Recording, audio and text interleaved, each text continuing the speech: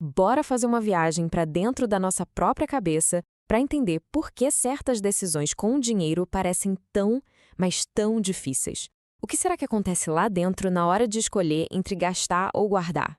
Para começar, vamos com um dilema que parece bem simples, mas que na verdade revela muito sobre como a nossa mente calcula o que vale a pena ou não. A intuição logo grita 2 pizzas por um preço menor, é claro que é a melhor escolha, certo? Mas é justamente aí que o nosso cérebro começa a pegar uns atalhos, sabe? E eles nem sempre nos levam para o melhor destino. E olha que surpreendente. Numa pesquisa, 76% das pessoas caíram nessa armadilha da intuição. A matemática não mente. A pizza maior é um negócio muito melhor. Isso só mostra como é fácil enganar o cérebro. Esse exemplo bobo da pizza, na verdade, revela uma coisa fundamental.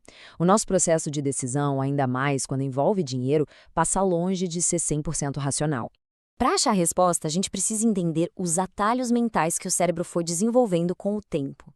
Eles foram feitos para economizar a nossa energia, mas no mundo financeiro de hoje, eles podem sair bem caros.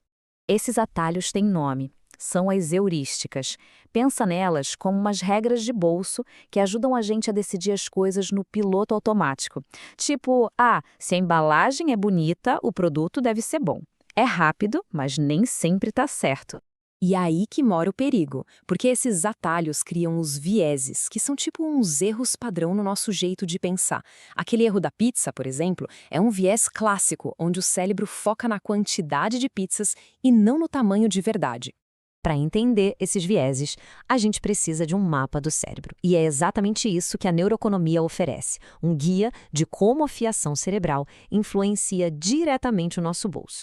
Vamos começar essa exploração lá na sala de máquinas do cérebro, naquelas partes mais antigas, mais emocionais, que são o verdadeiro motor dos nossos desejos, inclusive os financeiros.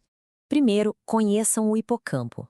Ele funciona como a biblioteca pessoal do cérebro, arquivando todas as nossas experiências de vida, incluindo as que a gente teve com dinheiro. Cada vitória, cada perrengue financeiro que alguém já passou, fica armazenado bem aí. E isso vai moldando, fisicamente mesmo, o quanto de risco a pessoa está disposta a correr hoje. Alguém que já enfrentou uma crise financeira, por exemplo, pode ter muito mais aversão a investimentos, e tudo por causa das memórias que estão guardadas nessa região. Do ladinho da biblioteca tem a amígdala. Pensa nela como o alarme de incêndio do cérebro, sempre de prontidão para disparar ao menor sinal de perigo ou de um risco financeiro. A amígdala está o tempo todo escaneando o ambiente em busca de ameaças. Sabe aquele frio na barriga antes de fazer um investimento grande? Pois é a amígdala gritando: "Cuidado aí!"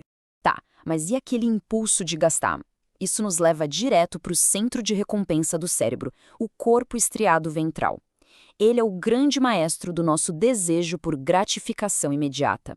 Imagina que o corpo estriado ventral é o acelerador do cérebro. É ele que empurra a gente para comprar aquele celular novo ou aproveitar aquela promoção imperdível, sabe? Ele inunda o sistema com dopamina, mesmo que a conta bancária esteja pedindo para a gente pisar no freio. Ok, mas se a gente tem um acelerador tão forte assim, o que impede a gente de sair gastando tudo sem parar? Bom, felizmente, a evolução nos deu um sistema de freios, o CEO racional do nosso cérebro. E esse é o córtex pré-frontal, a parte mais evoluída do cérebro. Ele é o chefão, o responsável pelo planejamento, pela lógica e, claro, pelo autocontrole. Então, enquanto o sistema mais emocional grita, compra agora, o córtex pré-frontal sussurra, e a aposentadoria, como fica?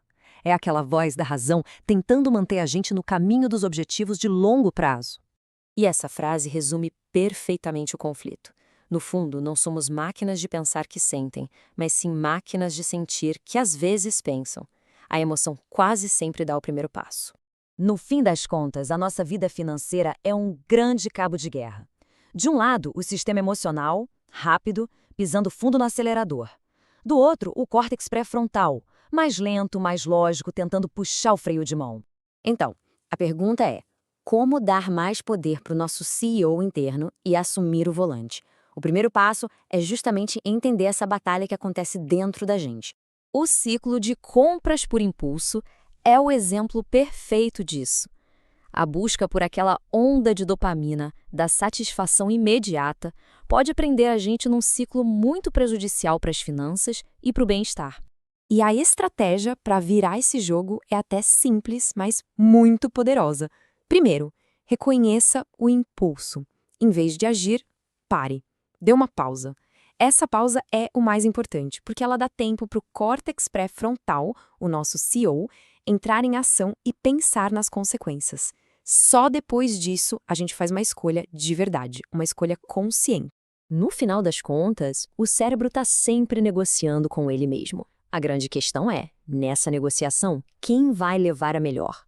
Porque dominar a nossa mente financeira não é sobre se tornar perfeitamente racional, mas sim sobre entender essa conversa que acontece o tempo todo dentro da nossa cabeça e aprender a tomar as rédeas.